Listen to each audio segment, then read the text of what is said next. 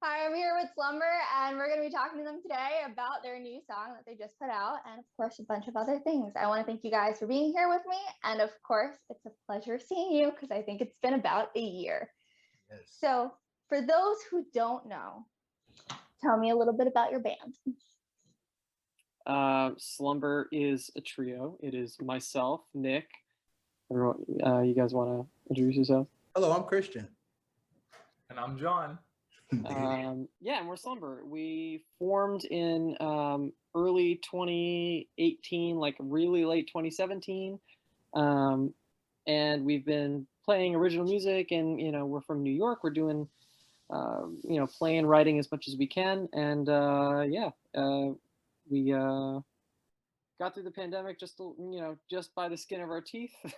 Well, all of us just creating and doing what we can, in the constraints of the virus. But now we're back and swinging, and we're creating a bunch of indie pop alternative music for you guys. Just trying to just get a better idea of what our sound is like. And we eat either pizza or pasta every rehearsal. It's a defining characteristic of our band, I think. How do you think, oh, sorry, John, go. The undeniable truth. How do you think your sound has evolved since your last record? I know personally, I think I've written, this is Nick speaking, so I do most of the lyric writing, and I think specifically in terms of that camp, I think that's the place that we've evolved most.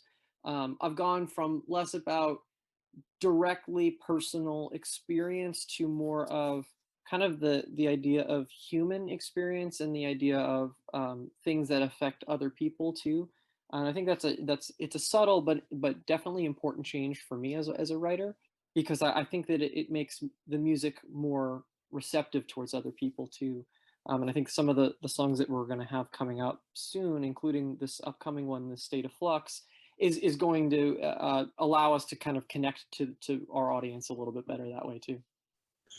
Another thing that I think is very unique about this record as well is, even though the lyrics could get touch on emotions and bring out different things, especially what various people was feeling in during the pandemic, it was an emotional swing on everyone, but it also gives you a chance to dance. So it's like, even though the lyrics may tell a certain story, you still could get with the groove with it. So I thought that was brought out very much in this track as well. Yeah, going off of that dance groove. Yeah, Slumber has always been prideful of the fact that we like to combine different flavors of music, and especially in the new music coming up, some people are going to hear it at first and not until they hear Nick's voice realize, oh, this is Slumber. It's very different, but it's also very us, and we're looking to set a bar very high for what we are going to produce and achieve and accomplish together, and learning how each other plays and what each other likes, and what our audience likes as well. Yeah, we're really excited to show what all this new stuff's going to sound like.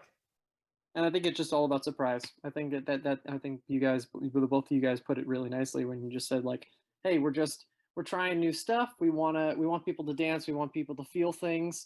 But we also, we want to make sure that people aren't hearing the same song over and over again. So every song that we put out, starting with this one, it's just such a departure that but not in a way that's like uncharacteristically us, just like, well, okay, they went in a different direction. This beat is different. This idea is different. So I think that's super critical for us. I love to hear that when a band goes through a nice progression, because it kind of shows that you guys are maturing as musicians and as people.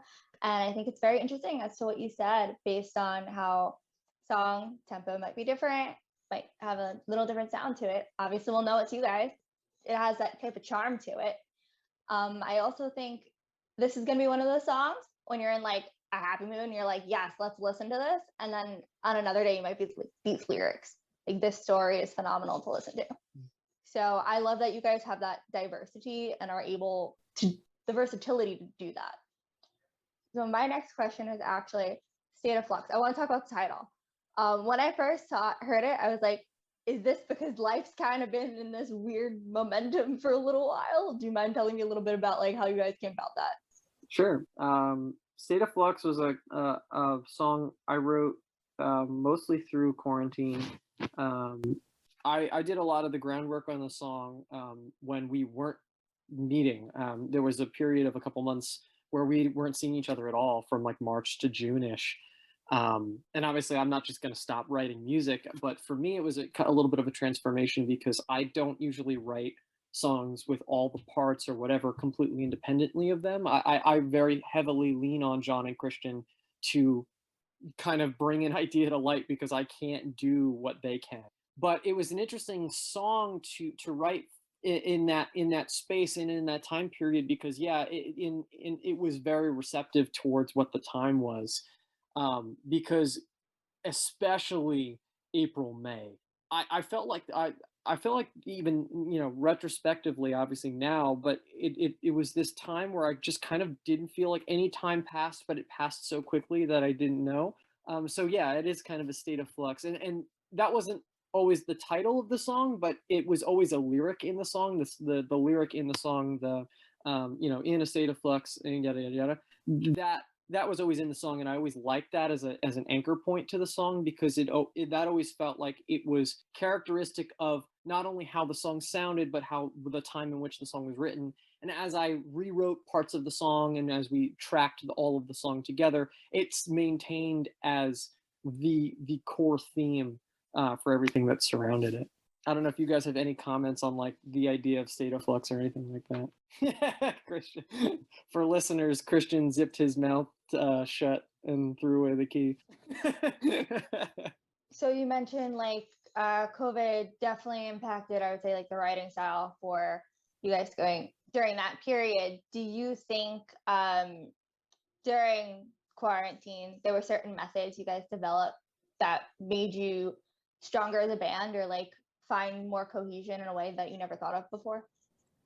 Did we sorry, John.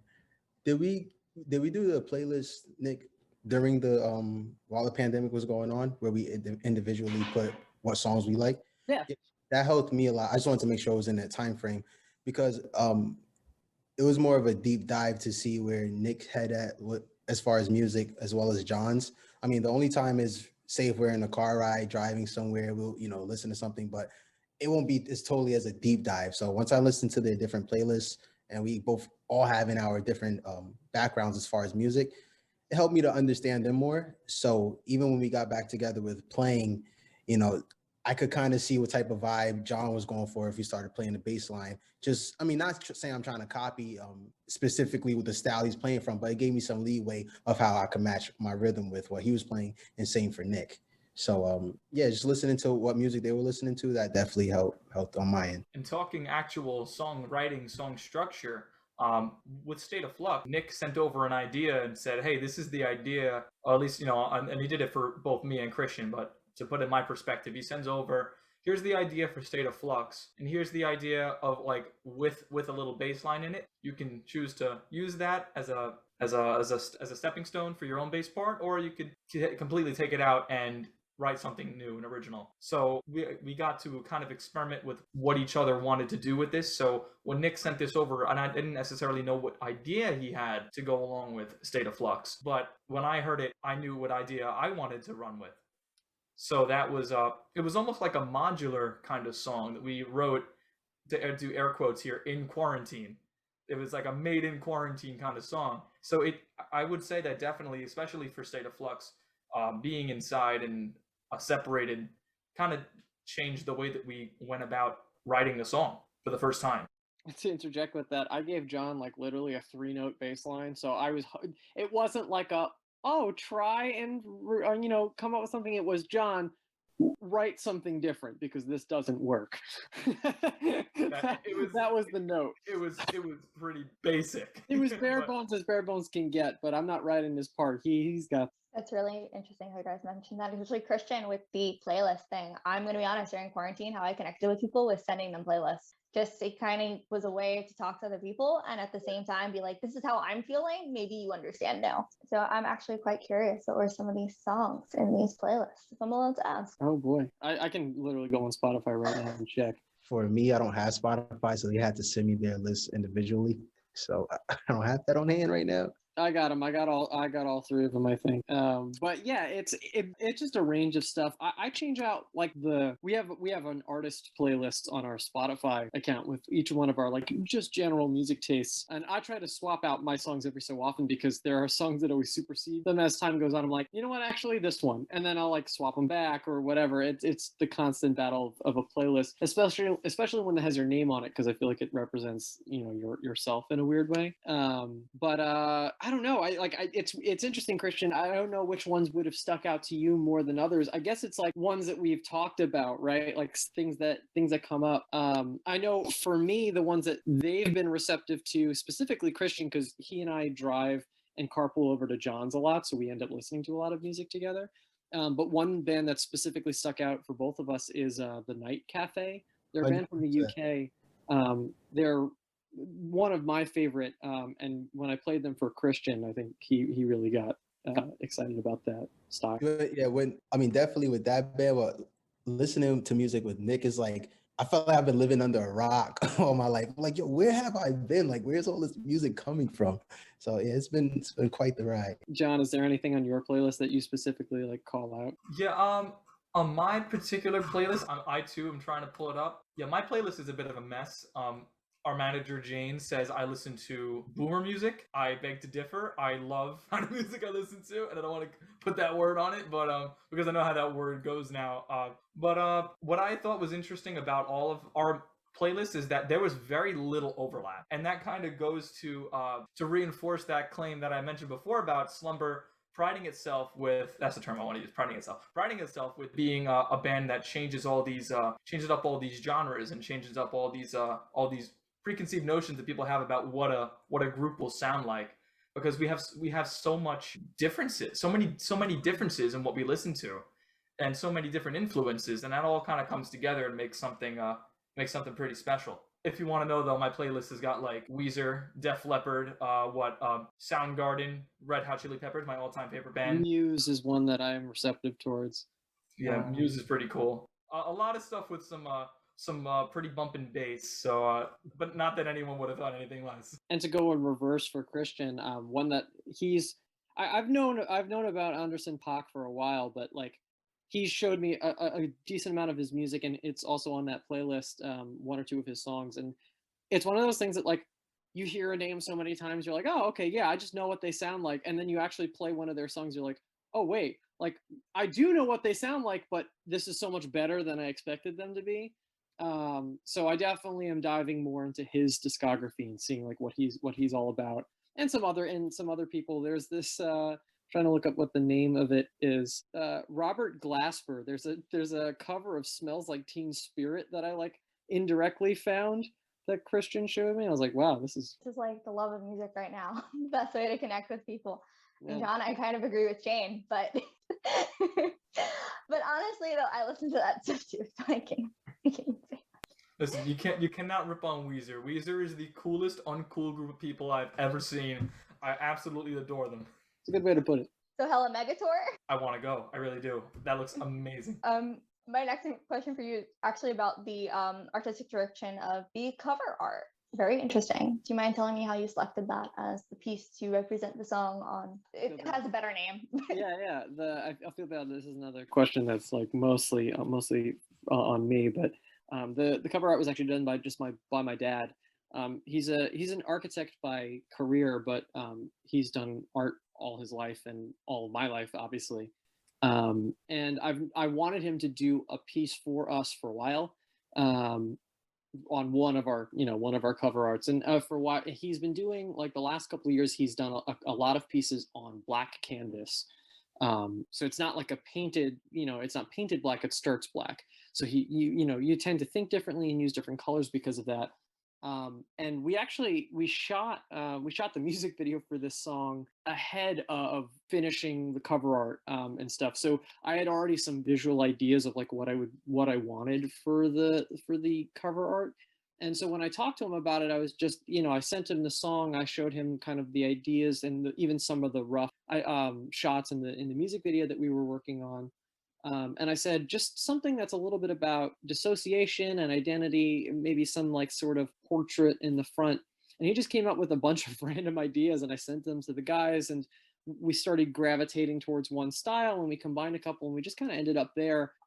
To me, it represents more of just these kind of like a dual personality, or just the person that you look like on your outside, but something that's like coming out of you on your inner self, or your inner personalities, or your consciousness of that sort of idea. But I like to keep it a little bit open to interpretation, because it's a striking image, I think, in some states. Yeah, when I first saw it for the first time, I was like, wow, this is interesting. And I think also adds appeal to the song, because you see the album art and you're like, oh, wow, this looks cool. Like, let me definitely check out this track. And you mentioned music video.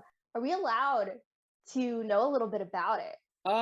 Yeah, I mean, we could talk a little bit about it. Kristian, John, you could talk a little bit about your experience on it, because I feel like if I start talking about it, I'm gonna get too wordy. Here, so I don't want to spoil, but when you're in a state of flux, not just the title, but when you're generally in a state of flux, you have trouble having a hold on who you are and where you are. So that's kind of the theme of the music video, but I won't say any more. For me, it was really, let me piggyback on what John is saying, we had to like try out, get out of our character just a bit with the different outfits that we wore and stuff like that. So I just tied in with the song, and kind of felt like I was acting anyway, even though we're slumber, but since the whole point of the song is, being not really knowing where you want to be, of feeling different personalities and stuff. So it caused you to kind of act a certain way, so you had to throw in our Hollywood shoes for that one. Yeah, the original the music video we did for Waking Nightmare, which was our first music video, that was more of it was framed as a way to introduce us kind of as a band. And this video is a little bit of a different way of doing that, of kind of showing off different personalities, and trying to show off the song as much as we can, and us as musically as a group. So I'm interested to see kind of how people take that video. But yeah, it'll come out soon after the song. I love hearing about music video stories, just because like I personally don't normally watch a music video, just because I like to take the song as it is and like kind of, I guess, create my own story. But it's always interesting to see like what the artist has to say about it and what they put forth as the visual. So I'm actually quite curious. Do you guys think you're going to add something to Canvas? Or is it just going to be album art, or is it going to be something of a surprise? It'll probably be a little bit of like a blurry teaser sort of thing in Canvas for a while.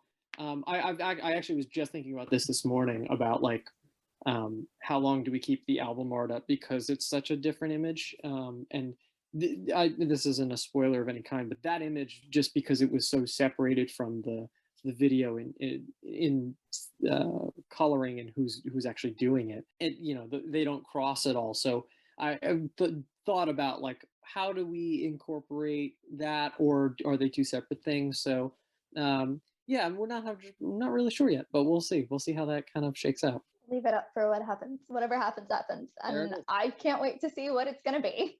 So my last question for you guys, because I don't want to keep it too long. Oh. You guys are always a pleasure to have. So I would like to know, what do you think is next for you guys after State of Flux? Like, I know tours are starting to get back to being things. People are now doing like pop-up shows. I saw one, like the main is now currently in a bus or something, and they're like just driving around people's houses. So what do you think is like the next thing for you guys? We're going to the moon. There it is.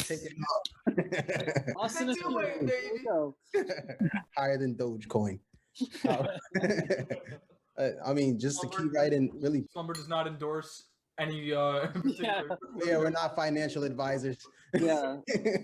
No, keep on writing music, definitely keep on listening to music and not being afraid to try new things. We just want to be original. That's all. So yeah, it's just being ready to experiment. But mostly what I like about getting together at rehearsal is we literally have fun in between practicing the songs we already have. Maybe Nick will be noodling something vocally or on the keyboard, or John will be playing bass or something, or somebody will be humming. Then all of a sudden, next thing, we're 30 minutes into a jam. It's like, okay, we need to get back to practicing this song.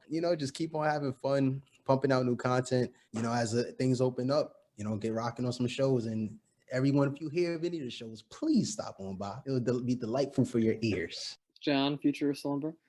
Man, I couldn't put it better than that. But here I'll say, Yes, you can. I feel like all too often when people think about like, oh, I'm gonna be in a band, the first thing is I'm gonna make it big. But I mean, at least for me and for us, being in a band is about having fun. It's about meeting up with some guys every now and then, going to some uh pretty much only an Italian place to get some sort of food or pasta halfway through the rehearsal, and just enjoying yourselves, having fun, listening to music, making music. There's nothing better in the entire world than making music with people you love, and that's what I Man. get to do, and that's what we get to do with Slumber. So that's what's next, just more of that. Yeah. Yeah, just obviously I agree with them. More about like plans and like what we have set in stone slash like what we're hoping to do. Obviously, yeah, shows is like a big thing that we're looking at. Just because the world is still a little weird right now. Things are opening up, but we're trying to keep our eyes on like what the world is actually like and how those shows are going, all that stuff. But we're very excited to start playing for people because we haven't in so long. And that opportunity hopefully will come soon, and we have some stuff we're going to announce soon, so hopefully we'll get that news out to people soon.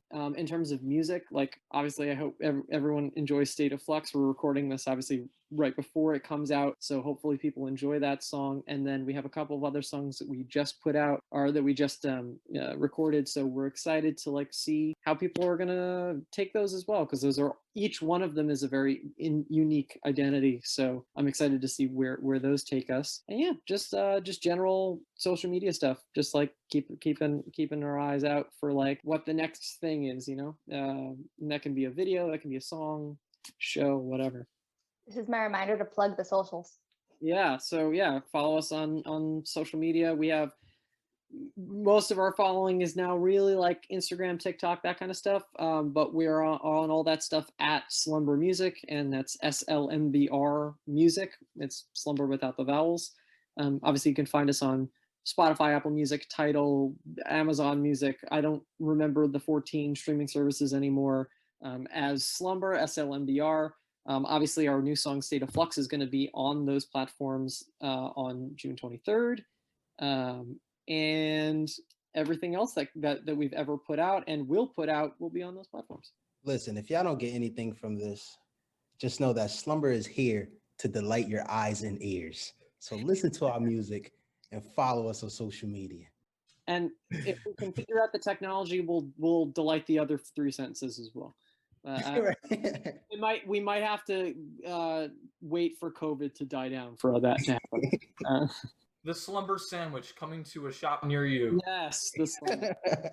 I still want an ice cream flavor. That's like the number one. I do have to say, I think, Kristian, when you just said it, is like the quote of the thing, like that's prime. And I do want to go back to what John said for 1 second. This is why I love you guys as a band. You can definitely tell like you love what you're doing. And you mentioned like this is fun and that you guys are thriving, I think, because you're doing this because you love it. And I can tell that you love it. That makes any sense. Just like hearing your music and hearing what you guys are doing, like you're so passionate about it. And I love it. Makes us happy that you see it. Can those listening, can you just hear the smiles on our faces? I'm having a good time. I'm having a great. Are y'all having a good time? I'm having a good time. What about you, Nick? Yeah, you know my answer. It's fun. It's fun days all around. So again, I want to thank you guys for stopping by, chatting with me, and of course, for the listeners, State of Flux is coming out very soon. Be sure to listen to it and support this wonderful group because they are ones to watch. So thanks again for tuning in. Stay safe out there. We love you all.